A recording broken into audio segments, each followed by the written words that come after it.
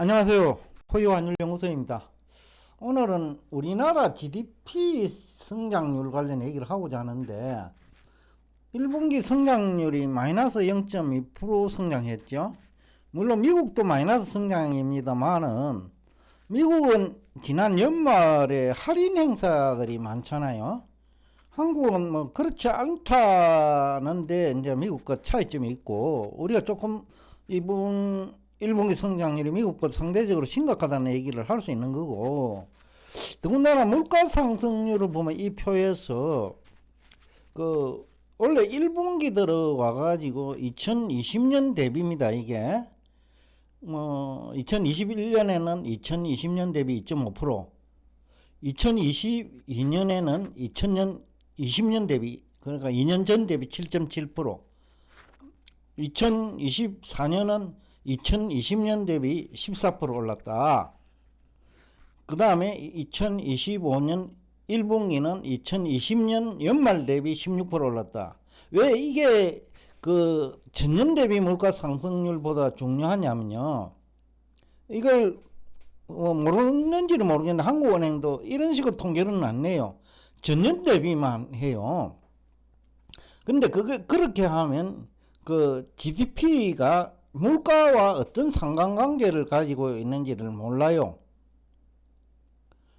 근데 이런 식으로 지금 제가 구한 통계로 2020년 대비 물가 상승률과 GDP 규모를 가지고 성장률이 아니죠. 이래 비교하면 물가와 어떤 관계를 가지고 있느냐. 여기서 뭐 환율을 넣으면 또 환율과도 이제 관련시킬 수 있고, 왜냐면 환율이 물가에도 바로 영향을 주니까요. 그러니까 소비자 물가에는 환율도 이제 포함은 되어 있는데, 이런 식으로 이제 접근하는 것도 이제 의미가 있죠. 그때 물가와 이제 GDP 관계. 그리고 국채는 얼마나 그동안에 잔액이 증가했냐. 결국 국채를 가지고 또 정부 부채를 가지고 이제 뭐 GDP 성장도 이루어지니까요. 그래서 이런 식으로 좀 이제 통계를 가져와 봤는데, 일단 뭐 물가 상승률이 더 오히려 심각하다. GDP도 뭐 조그만 뭐 기업이 창출하는 게 GDP니까 물가에다가 플러스 알파를 해가 매출을 하잖아. 그죠? 왜냐면 원자재 올란 데다가 알파를 해갖고 마진 부치가 하니까, 그러면 생산량을 늘리면 GDP는 증가해야 돼요. 근데 1분기에 마이너스 성장했다는 것은 뭔가 문제는 심각하다. 물가는 올랐는데 그것이 외부의 문제든 내부의 문제든, 제가 볼 때는 내부의 문제가 더 심각한 게는 한 것 같아요. 그래서 우리 대통령 후보들도 지금 저마다, 그러면 민주당, 국민의힘, 그 다음에 이준석 후보 지금 지지율 순서대로 얘기를 했는데, 뭐 지지율이 정확한지는 모르겠습니다만은요. 일단 뭐 토론을 하는 거 보면 경제 관련 토론은 거의 없어요. 그냥 자기가 대통령이 되면 경제를 살리겠다는 정도? 그리고 뭐 부분별로는 뭐 특정 지역을 어떻게 만들어내겠다. 특정 지역을 묶어가지고 하겠다.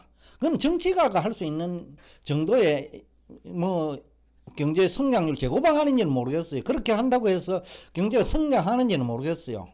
워낙 지금 한국이 안고 있는 문제가 복잡하거든요. 예를 들어서 인구 고령화 문제 있잖아요. 청년 인구는 줄고 있고, 제가 가끔 얘기합니다만은 뭐 저희들은 베이비붐 세대죠. 그죠? 그때는 고등학생이 70만 명이에요. 1년에 졸업생이. 근데 지금은 1년에 40만 밖에 졸업 안 하잖아요. 그러면 청년 인구가 거의 절반으로 줄었다는 얘기예요. 그러면 소비가 여력이 둔화되는 거죠. 이 문제는 또 어떻게 할 것이냐. 인구 감소 문제, 그죠? 그 다음에 고령화가 되면, 그러면 노령 인구를 어떻게 이용할 것이냐. 즉, 65세 이상 인구를 어떻게 이용할 것이냐. 그런 디테일은 없어요. 그저 뭐 거리 청소하는 것 정도가 디테일인 거냐. 그게 예산을 늘려봐야 그거는 별 의미 없어요, 사실은. 물론 그거조차도 없는 것보다는 있는 게 낫겠죠. 왜냐면 그분들 또 소비를 할 테니까요. 그러니까 이런 어떤 종합적인 대책이 나와야 돼요. 뭐 경제도 마찬가지요. 분석이 제대로 돼야 대안이 나올 거 아니에요. 근데 분석은 제대로 하는 사람이 잘 없거든요. 아파트 가격만 자꾸 상승시키면 그런 문제 해결되느냐? 그거 아니에요. 그 옛날에 집이 모자라고 그 주택의 품질 형편없을 때 그럴 때는 집 수도 필요하고요. 그죠? 그 다음에 주택 품질 향상도 필요하지요. 근데 지금 아주 고급스러운 그런 주택이라면 그거는 그 돈 있는 사람만 하도록 하면 돼요. 모든 국민들이 그렇게 살 이유는 없거든요. 집이 크고 화려하다고 유리한 건 아니에요. 왜냐하면 유지 비용이 많이 들거든요. 특히 나이가 들수록 유지 비용을 감당하기 힘든단 말이죠.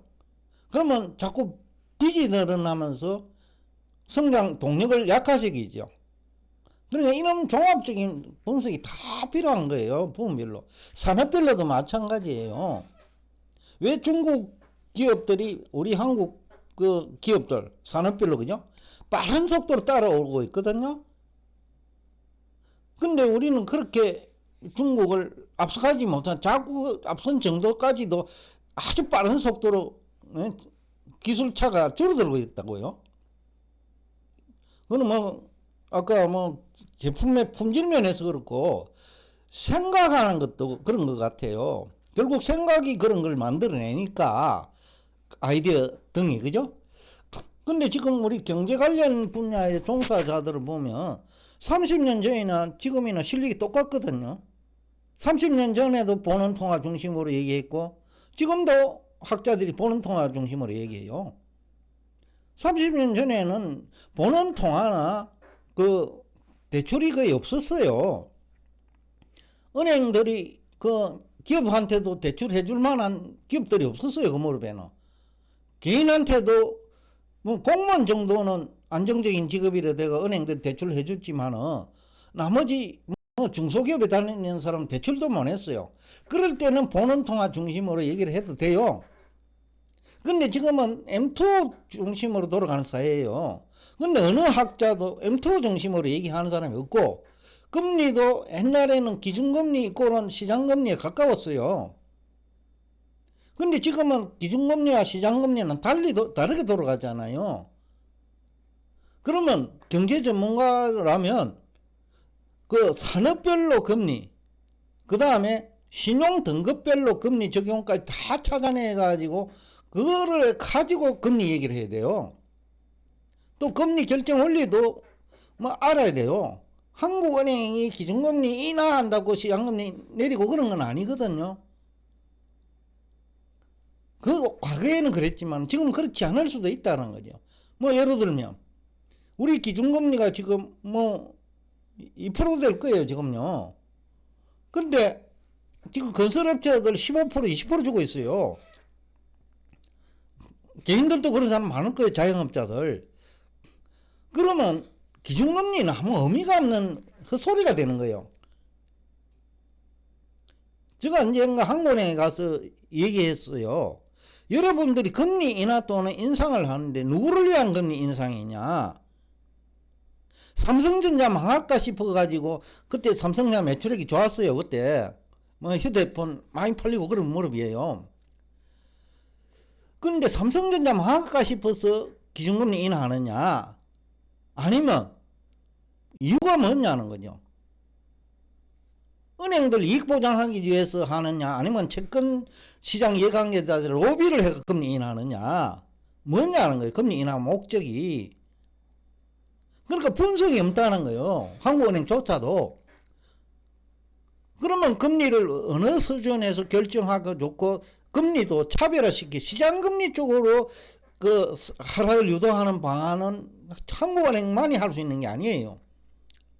물론 한국은행도 역할이 있죠. 시장금리를 인하시키는 방법이.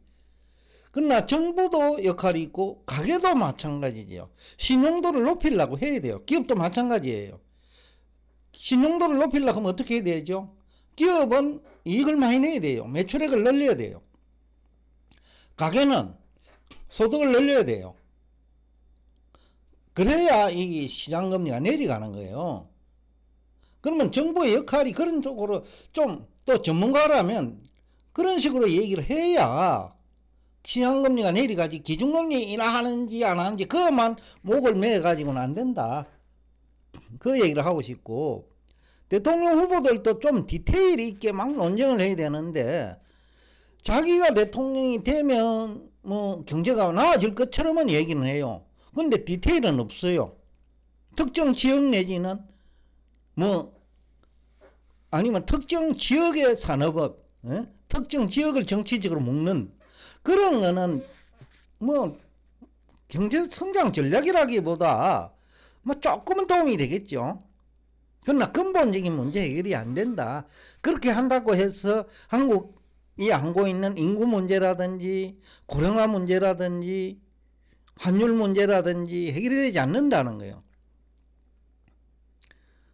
근데 지금 앞에서도 얘기했지만은 우리가 물가 상승률은 높는데 특히 올해 1분기에는 성장률은 역성장해요. 이거 문제라는 거죠.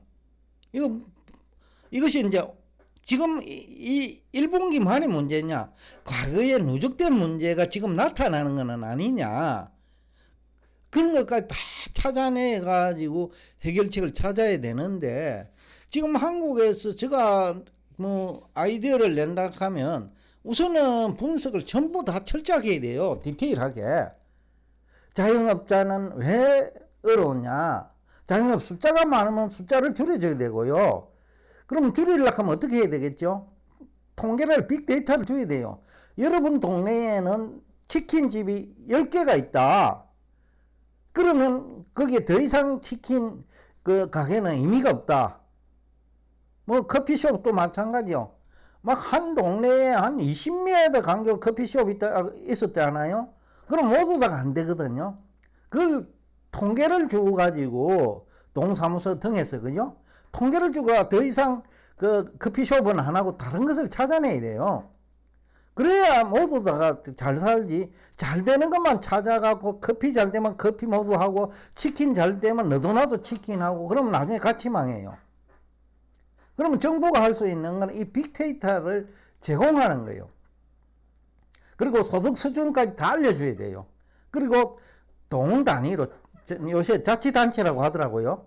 자치단체 단위로 좀 뭐 디테일한 부분을 그 주민들한테 줘야 돼요. 그러려고 하면 자치단체에 있는 공무원이나 외부 인력을 이용할 수 있는 능력이 있어야 되잖아요. 근데 외부 인력을 이용할 수 있는 그 아이디어조차도 없는지는 모르겠는데, 그저 할 수 있는 게 음악 뭐 관련 프로그램, 그러면 교육 관련 프로그램 정도.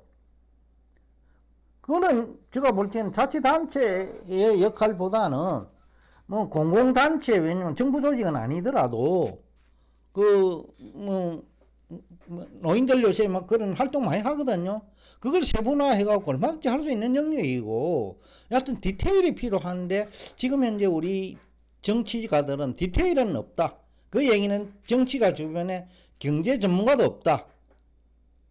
암기하는 정도의 사람뿐이다. 분석할 능력은 없다. 그런 얘기하고 똑같죠. 그래서 후보들도 제가 서로 막 비난하는 건데, 비판과 비난은 다르거든요. 비판은 분석을 토대로 상대방이 잘 못한다는 거고, 비난은 그냥 너네들은 문제점이 많아, 너네들 바보야, 무능해, 이건 비난이에요. 비판은 분석을 토대로, 예를 들어서 제가 여러 번 얘기하잖아요. 본원통화를 가지고 얘기할 건지, 그 다음에 M2를 가지고 얘기할 건지, 그거 못하잖아요, 이거. 그러니까 너네들이 뭐 무능하다, 그건 비판이에요. 근데 근거도 없이 뭐 막 몰아붙이는 거는 비난을 위한 비난 이상의 의미도 없어요. 상대방이 그 듣고도 가망도 없고요. 기분만 나쁘죠. 그래서 이제 그런 어떤 디테일이 좀 필요하다. 만약에 경제 전문가라면 지금 그 토론 문화도 완전히 바꿀 수 있어요. 한 전문가가 제대로 디테일을 연구한 사람이 그런 식으로 끌고 가면 상대방은 무능해져 버려요. 공부를 안 해고 주변에 사람도 없기 때문에. 그래서 나라면 집권을 해도 나라 경제 다 말아먹어요. 주변에 사람이 없으니까. 근데 그런 식으로 끌고 가면 토론도 공부 안 한, 그러니까 대통령 준비가 안 된 그 후보는 그냥 낙마하겠죠. 근데 상대방을 비난한 쪽으로 가면 다 어느 후보가 당선돼도 똑같아요. 왜? 준비할 필요는 없거든요. 상대방 약점만 물고 늘어지면 되니까. 근데 제가 얘기하는 그 경제 전반에 대한 분석을 토대로 상대방과 대화를 나누면요, 거기서 무능한 사람과 유능한 사람 다 나오잖아요. 그러니까 이런 어떤 근본적인 문제에 대한 그 답을 내는 게 정치 지도자 아니겠어요? 근데 그런 건 없다. 그러다 보니까 한국 경제는 시간이 갈수록 망가지고, 안타까워가지고 제가 뭐 오늘 이 통계를 가지고는 나왔는데, 여하튼 여러분들만이라도 이제는 뭐 각자가 뭐 제 살 길을 찾으면 뭐 그것도 답일 수는 있어요. 근데 각자가 제 살 길을 찾는다고 찾았는데, 치킨집을 하니까 나만 어려운 게 아니고 모두 다 어려워지고, 그 다음에 커피숍을 하니까 나만 어려운 게 아니라 주변 사람 다 어려지고, 그러다 보니까 이게 그 각자 도생 방법도 쉽지는 않아요. 여하튼 지금 오늘 지금 우리가 안고 있는 이 문제점들을 제가 중심으로 GDP 성장률이 낮아지는 이런 현상, 물가는 또 GDP 성장률이 낮아지는데 물가는 상승하면 이제 스태그플레이션이거든요. 한국이 이제 그럴 수밖에 없는 환경이에요.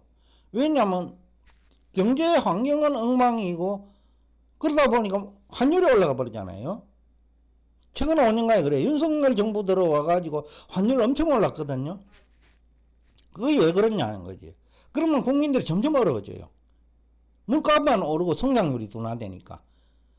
그러니까 무능한 대통령을 뽑아놓은 거예요. 그러면 무능한 사람 주위에는 유능한 사람이라도 있어야 되는데, 원래 무능한 사람이 뭐 시야가 없어요. 뭐 기준도 없고요. 시야가 없으니까 유능한 사람이 어떤 사람인지도 몰라. 그저 대학 교수면 유능한 줄 알아요. 그럼 판단 능력조차도 없는 거죠. 그러니까 이제 경제는 갈수록 망가지는 거다. 즉 유능한 사람이 유능한 사람을 볼 수 있다라는 거예요. 정치 지도자가 유능해야 그 참모들, 경제 참모들 누가 유능한지를 알아요. 근데 지도자가 무능하면 누가 유능한지를 몰라. 그러니까 경제는 망가지는 거예요. 자기 친한 사람끼리 패거리 정치라고 할 수 있는데, 그러니까 정치가 주변에도는 경제학자들 보면 제대로 실력 있는 사람이 없거든요. 실력이 있으면 그거 가지도 안 해요. 그러니까 이제 경제는 점점 망가지고 있다. 어떤 디테일한 분석이 필요한 시점이다. 그 어느 때보다. 그 다음에 종합적이 된다. 우리 한국 경제는 지금 종합적인 문제예요. 과거와 달라요. 지금은 주택이 모자랄 때는 주택 정책을 하면 돼요. 근데 주택이 남아돌 때는 그런 식으로 해결하면 안 되고요. 또 다른 방법을 찾아내야 된다는 거죠. 여하튼 제가 오늘 하고 싶은 얘기는 좀 답답하다. 대통령 후보들이. 그래서 아직 선거도 안 했어요. 사전 투표죠. 근데 실제 투표일로 갈지는 모르겠어요. 왜냐면 마음에 드는 후보는 없다. 그래서 내 표가 국민 경제를 망치는 후보를 뽑는 데 사용돼서는 안 되겠다. 그래서 아직 투표를 하지 않고 있습니다.